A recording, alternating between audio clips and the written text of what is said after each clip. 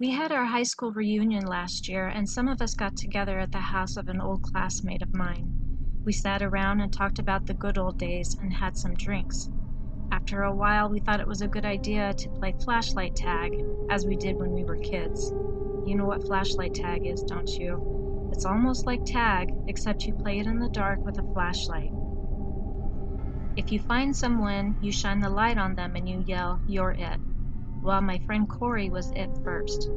He lived in the middle of nowhere and had about 20 acres of the darkest woods I've ever seen. The boundary for the game was from behind his house into the cattle barns. That left us about 7 acres to hide in the dark with about 1 million cow pies to watch out for.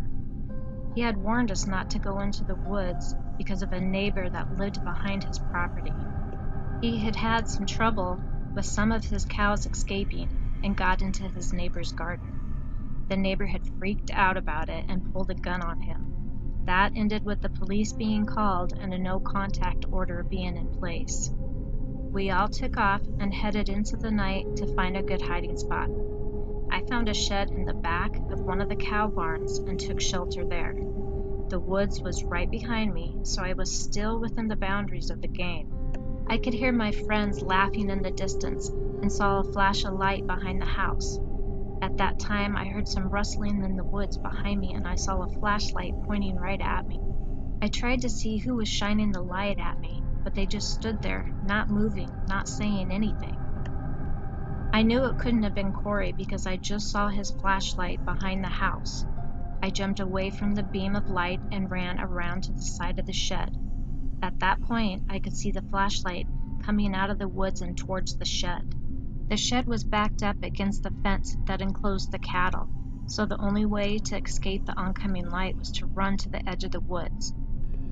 I could see the beam of light coming closer, so I ran into the woods, but so did the person holding the flashlight. I ran until I saw some bushes off to the left, and I scurried underneath them to hide.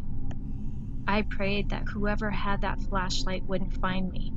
I could see the flashlight coming closer, and I heard the crunching of the leaves and the branches as this person came running towards me. Thank God they ran past me and deeper into the woods. That's when I took my chance and ran to the back of the house. I yelled for my friends, and soon they came out of their hiding places. I told them what had happened, and that's when we noticed a friend of ours named Holly wasn't with us. We immediately started yelling for her to come out of hiding and that there was somebody in the woods with a flashlight. After about 10 minutes of yelling and looking for her, we all went into the house to grab some extra flashlights. We split up and searched the backyard for her. I went to the edge of the woods where I first saw the flashlight and shined the beam back and forth, and that's when I saw Holly. She just stood there. I held the light on her and called her name again, but she didn't seem to move. She was partially obscured by a tree and just looked at me. The distance between us was enough that I couldn't see if she was blinking or not, but her head was at an angle, like she was looking around the trunk of a tree at me, and her mouth was slightly open. Every now and then she would twitch or squirm. Then she seemed to stand straight up for a moment, and she disappeared behind a tree. We could hear movement, but it seemed to be going away from us than rather towards us.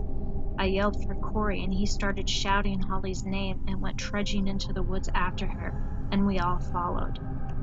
After about 10 minutes of yelling for her and searching the woods, we decided to call the police. When the police arrived, Corey told them what had happened and mentioned that he had had problems with a neighbor that lived behind his property and that there was a no contact order in place. The police searched the woods that night and went to talk to the neighbor, but no one was home. The search went on into the daylight, but still she could not be found. At the end of the woods, there was a back road which was mainly used by logging trucks. 2 days later, on the other side of the logging road, down an embankment that ended at a stream, they found Holly. Her body had been stuffed into a drain pipe, her neck had been broken, and she had been stabbed several times. What leaves me shaking to this day is the memory of Holly's face hanging out from behind the tree, her eyes glazed over and her mouth hanging open. Sometimes I wonder if at that moment she was already dead and someone was holding her lifeless body, trying to lure me into the woods. Now every time I'm outside at night, I'm always looking for her face in the dark.